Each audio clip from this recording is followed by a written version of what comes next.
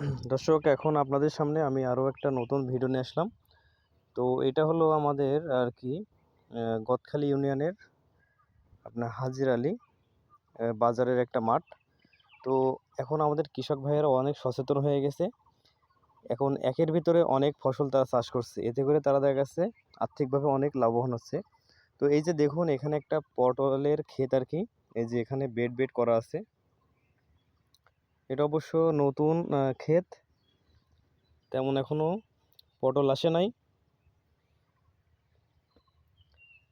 এই যে এখানে কিছু কিছু গাছে আর কি পটল আসছে, এক কথায় নতুন ক্ষেত। তো যেহেতু এখনো পটল পুরোদমে আসে নাই, সুতরাং জমিটা যদি ফেলানো থাকে তাহলে লস হয়ে যাবে। এই জন্য দেখেন এখানে নিচে কত সুন্দর পুঁই শাকের চাষ করছে। আর এই পুঁই শাকের বিশেষত্ব হলো এই যে এখানে আপনার এই ডগা কেটে দিলে আর কি আবার এই ডগা বের হবে, এবং এই পুঁই শাক বিক্রি করেও তারা অনেক লাভবান হচ্ছে। এই যে দেখতেই পাচ্ছেন, এখান থেকে কিছু অংশ তারা কেটে নিয়ে গেছে। এই যে এখানে দেখুন কত সুন্দর দেখা যাচ্ছে, আপনারা দেখতেই পাচ্ছেন পটলের ক্ষেতের ভিতরে কত সুন্দর এই যে সারিবদ্ধভাবে এই পুঁই শাক চাষ করছে। এদিক থেকে তারা দুই দিক থেকে লাভবান হচ্ছে। শুধু তাই নয়, এখানে আবার সারিবদ্ধভাবে কাঁচা মরিচ গাছও আছে।